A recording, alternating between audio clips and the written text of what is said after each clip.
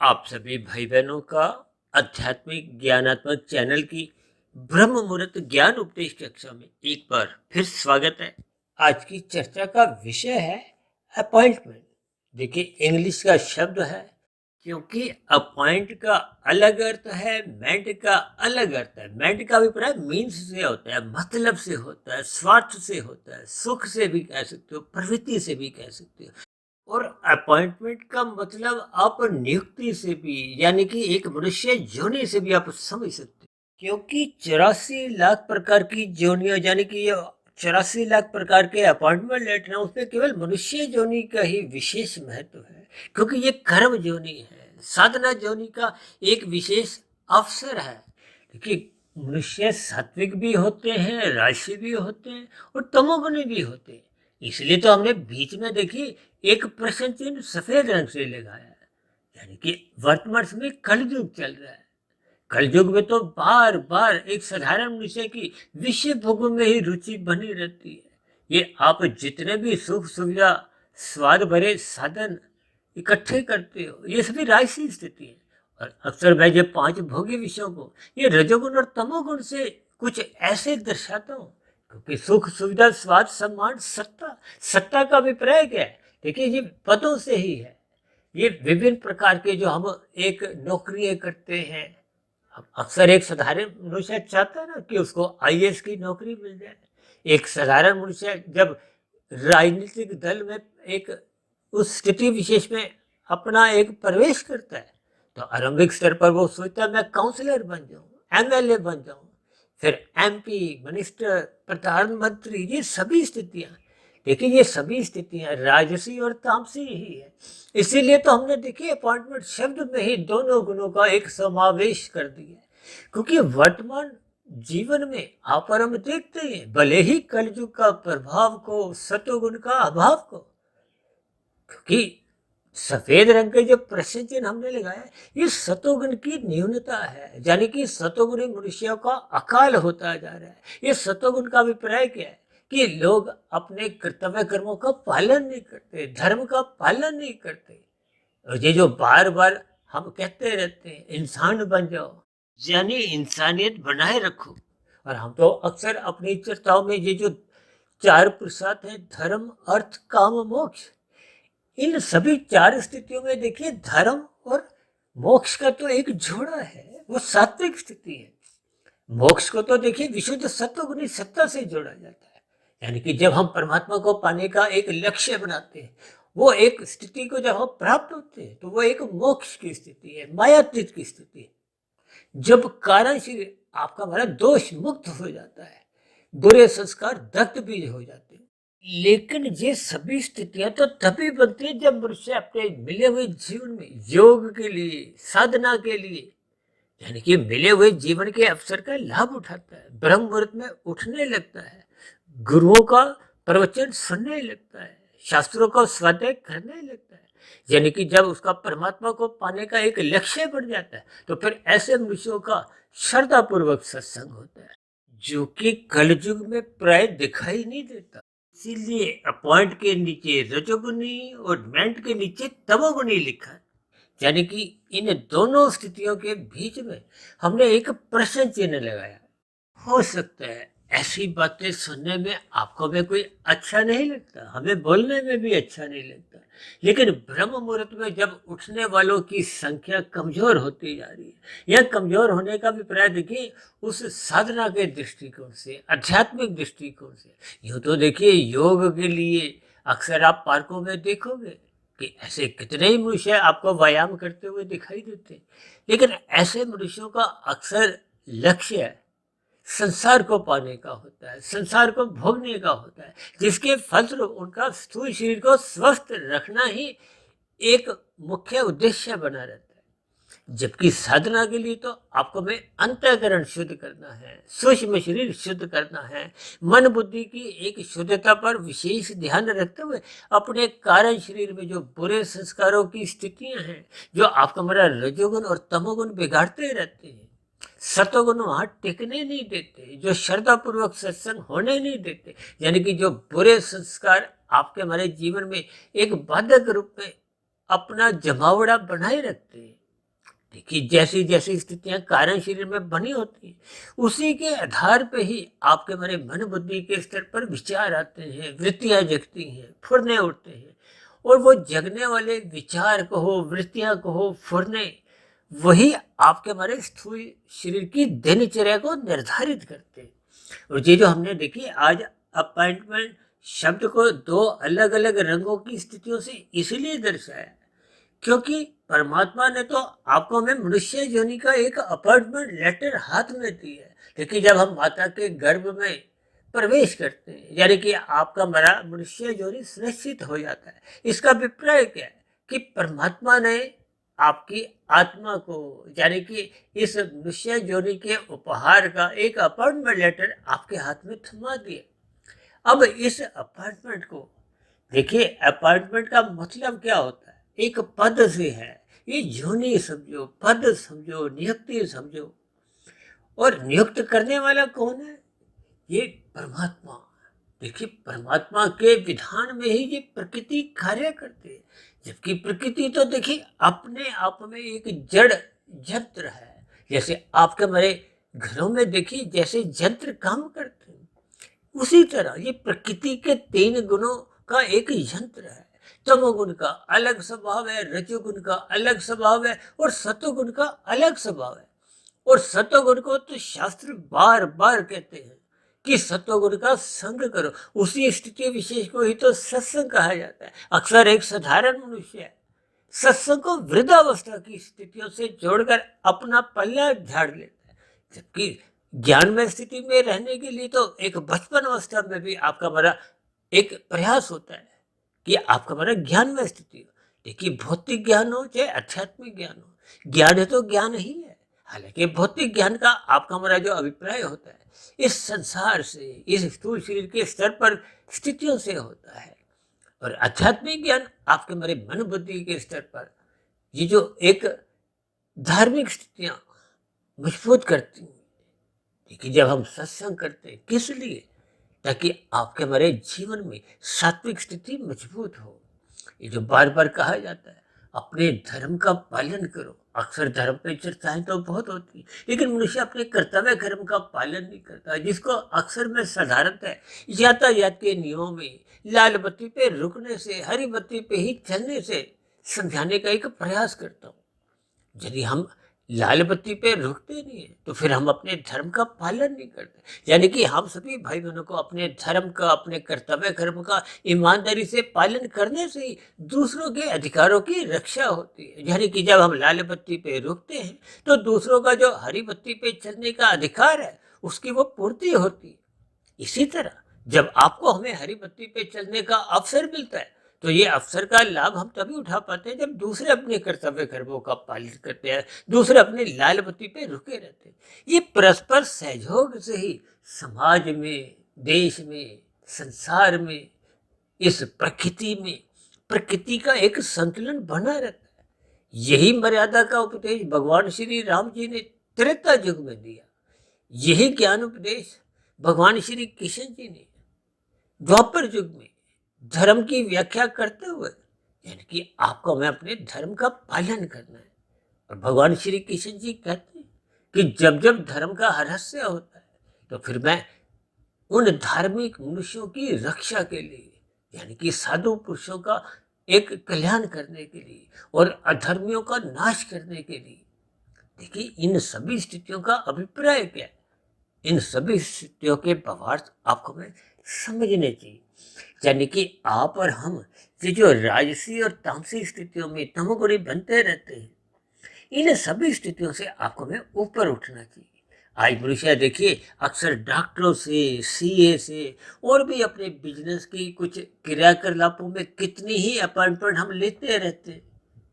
इन सभी स्थितियों का आपका हमारा एक व्यवहारिक जीवन बीतता है। और जो पापी मनुष्य होते हैं, जो घुटालेबाजी करते हैं और भी कुछ देखिए तामसी स्थितियों में रहते हैं, निषेध कर्मों में आते हैं। अब देखिए ना कि जब आप और हम यातायात के नियमों का पालन नहीं करते तो आपके हमारे मोबाइल में या घर पे एक चलान का एक लेटर आ जाता है या मैसेज आ जाता है, तो फिर ऐसी स्थिति में आपको हमें उन चलानों का भुगतान करना होता है। और इसी तरह जो अपराध में अपने आप को लिप्त रखते हैं, आज तो संसार में देखिए विभिन्न प्रकार की घोटालों की स्थितियां भी आप और के हमारे सुनने में, देखने में, पढ़ने में आती है। यानी कि तमोगुणी मनुष्य है, ये जमानत के लिए, कोर्ट कचहरियों की स्थितियों के लिए वकीलों से अपॉइंटमेंट लेते रहते हैं। यानी कि राजसी मनुष्य भी डॉक्टर से किस लिए अपॉइंटमेंट लेते हैं कि स्थूल शरीर के स्तर पर जो जो रोग आ जाते हैं, उन रोगों का हम एक इलाज करवाना चाहते हैं, रोग मुक्त होना चाहते हैं, ताकि स्थूल शरीर के स्तर पर हम पुनः संसार को भोगें। और जो जो हम आय अधिक कमाते हैं, उस आय से संबंधित स्थितियों के लिए भी हम देखिए सीए की एक सभाएं लेते हैं। इसी तरह हम बिजनेस में एक दूसरे से जो मीटिंग करते हैं, बार बार हम अपने व्यवसाय को बढ़ाने के लिए जो गतिविधियां करते हैं, इन सबको मैंने देखिए अपॉइंटमेंट से जोड़ा है। लेकिन बीच में जो एक प्रश्न चिन्ह है, देखिए परमात्मा सदा ही हम सभी मनुष्यों का, देखिए इस संसार में तकरीबन मेरी जानकारी के अनुसार तकरीबन 950 करोड़ है। देखिए हम सभी मनुष्य हैं, किसी भी धर्म से संबंध रखते हो, धर्म का अभिप्राय किसी भी विचार से संबंध रखते हो, किसी भी देश के हो, लेकिन हम सभी मनुष्य जोने के हैं, किसी भी भाषा को मानते हो। यानी कि कोई भारत में रहने वाला हो, चाहे पाकिस्तान में, चाहे इंग्लैंड में, चाहे अमेरिका में, लेकिन हम सभी भाई बहन देखिए मनुष्य जोनी में, और सभी मनुष्यों को ही ये मिला हुआ एक अवसर है, क्योंकि ये कर्म जोनी है। जो नीचे की जो 80 लाख प्रकार की जोनी है, वो तो दंडनीय जोनी है, यानी कष्ट में जोनी है, दुख में जोनी है। हालांकि परमात्मा तो देखिए परम दयालु है। देखिए परमात्मा न्यायकारी तो है, किसी का पक्षपात नहीं लेते, लेकिन परमात्मा परम दयालु होने के कारण परमात्मा ने नीचे की सभी जोनियों को क्रमशः अचेत रखा हुआ है।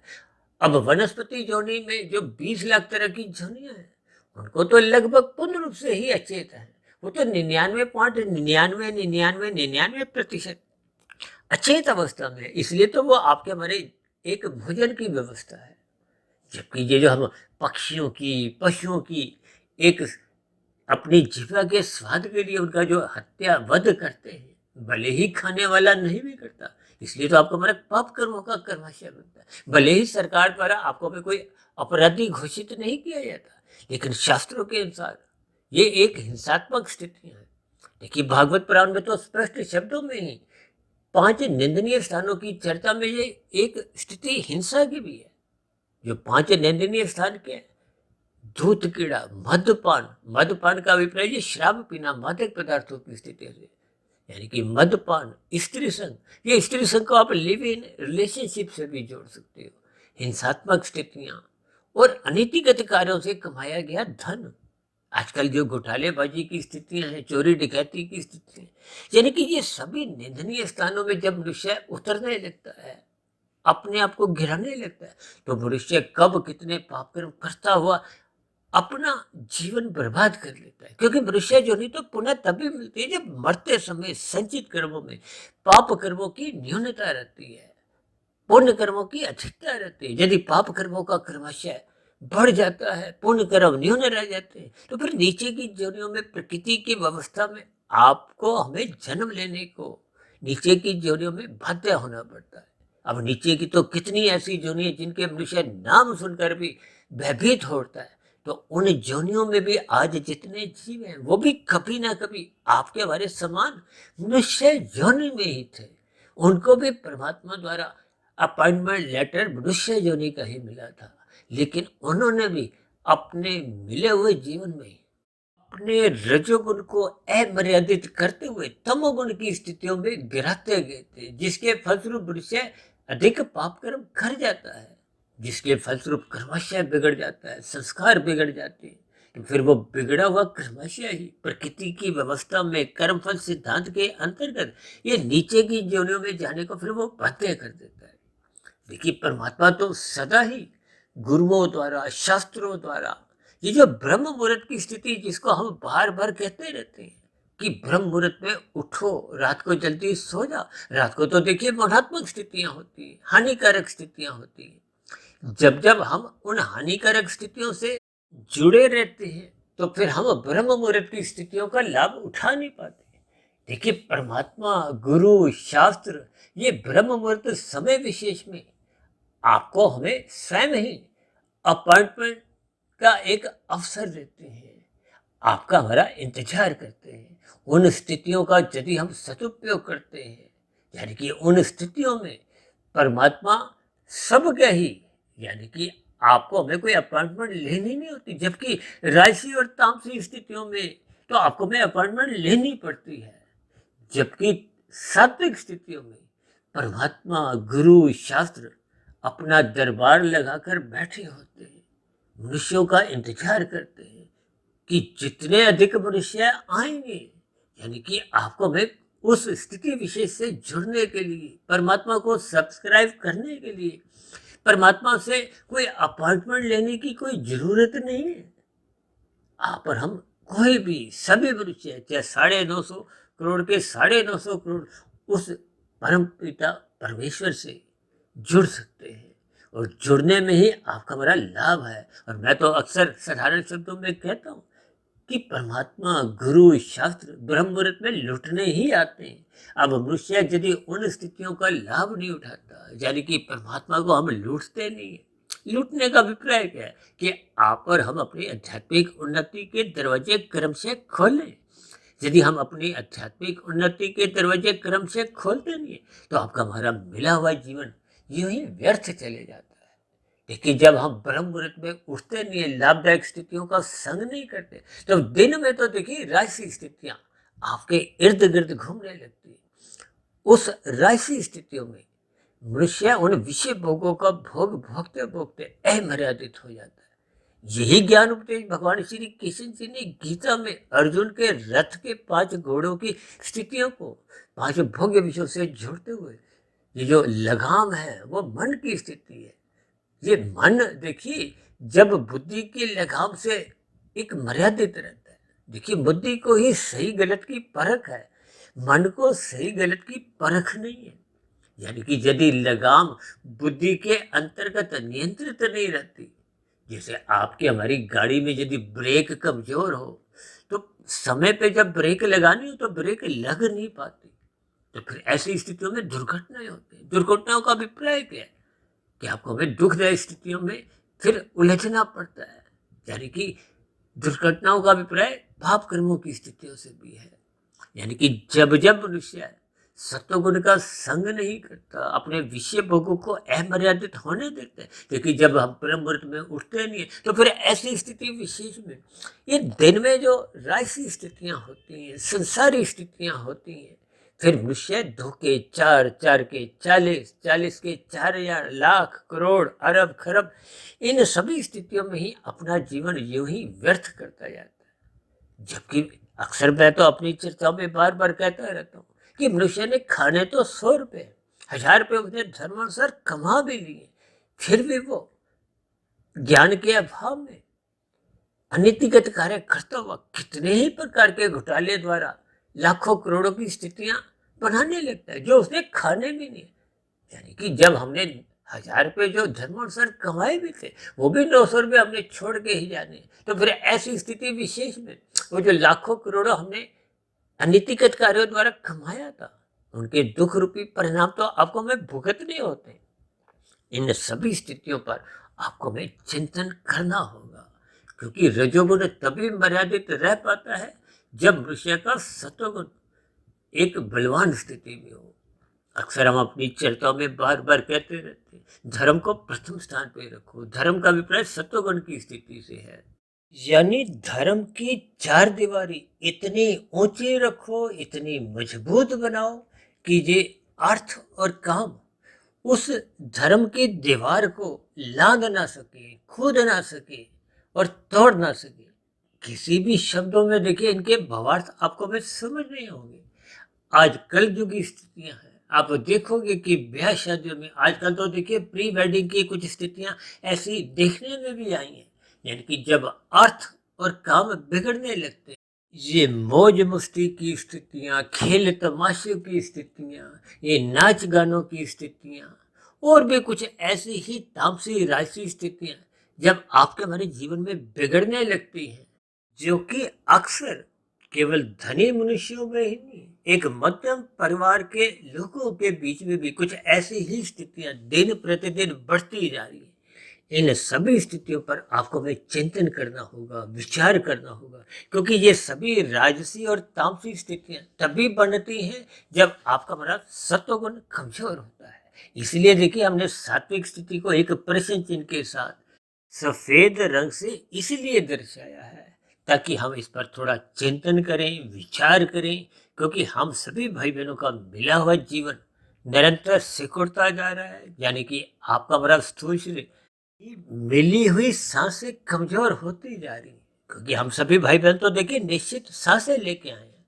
इन सभी स्थितियों पर आपको हमें चिंतन करना होगा, क्योंकि शास्त्र तो बार बार कहते हैं ये रजोगुण और तमोगुण बंधनदायक है, मुक्तिदायक केवल सत्वगुण है। इसलिए हम सभी भाई बहनों को अपना सत्वगुण विशेष स्तर पर बढ़ाना चाहिए, क्योंकि सत्वगुण बढ़ाने के लिए ही आपको हमें ये मनुष्य योनि का एक अवसर मिला है।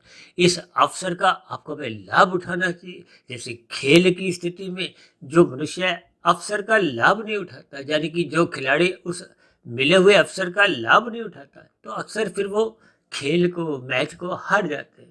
ठीक इसी तरह जो मनुष्य इस सात्विक स्थिति का, ब्रह्म मुहूर्त का, गुरु का, शास्त्रों का, यानी हम मिली हुई मनुष्य योनि के अवसर का यदि हम लाभ नहीं उठाते, तो निश्चित रूप से आपका हमारा जो मिला हुआ जीवन है वो यूं ही हार में बदल जाता है।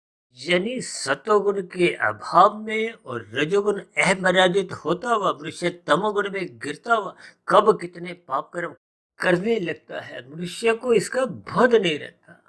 यानी कि हम सभी भाई बहनों को इन सभी राजसी तामसी स्थितियों से बचने के लिए अपना सत्वगुण बढ़ाना चाहिए, ब्रह्म मुहूर्त में उठना चाहिए। तो ऐसी सभी शुभ सार्थक स्थितियां हम सभी भाई बहनों के जीवन में भी क्रमशः बढ़ने लगे। इन्हीं शुभकामनाओं के साथ आज की चर्चा विशेष का यही विश्राम देते हैं। शाम को फिर मिलते हैं संध्या बेला ज्ञान कक्षा में। तब तक आप अपने आध्यात्मिक मित्र सुधीर भाटिया फकीर को इजाजत दें। फिर भी आज की वीडियो संबंधित आपके मन में कोई प्रश्न उठ रहा हो, क्योंकि आज देखिए कुछ अपॉइंटमेंट शब्द से ही हमने कुछ विशेष स्थितियों को जोड़ने का एक प्रयास किया। हो सकता है इन प्रयासों में कहीं ना कहीं हमारी भी देखिए कुछ कमजोरी रह जाती है, क्योंकि समझना एक बात है, समझाना ये परमात्मा की विशेष कृपाओं पर ही निर्भर करता है। तो इन सभी स्थितियों पर आप एक बार चिंतन करो, 2 बार, 10 बार, ताकि आपकी हमारी सात्विक स्थिति जहाँ जहाँ कमजोर है उस सात्विक स्थिति को हम मजबूत करें। यानी कि आपका हमारा ये रजोगुण और तमोगुण की स्थितियां हैं, इनकी बुराइयों से हम बचें और सत्वगुण की अच्छाइयों से जुड़ें। फिर भी आज की चर्चा संबंधित आपके मन में किसी प्रकार का कोई प्रश्न हो, या मेरी कही गई बातों पर ही आपको किसी प्रकार की कोई एक आपत्ति हो, शिकायत हो, तो नीचे दिए गए कमेंट्स बॉक्स पर या प्रश्नोत्तर ज्ञान कक्षा में आपके प्रश्नों का, आपके सुझावों का और आपकी सभी शिकायतों का सदा ही स्वागत है। चर्चा विशेष को ध्यानपूर्वक सुनने के लिए आप सभी भाई बहनों का बहुत बहुत धन्यवाद।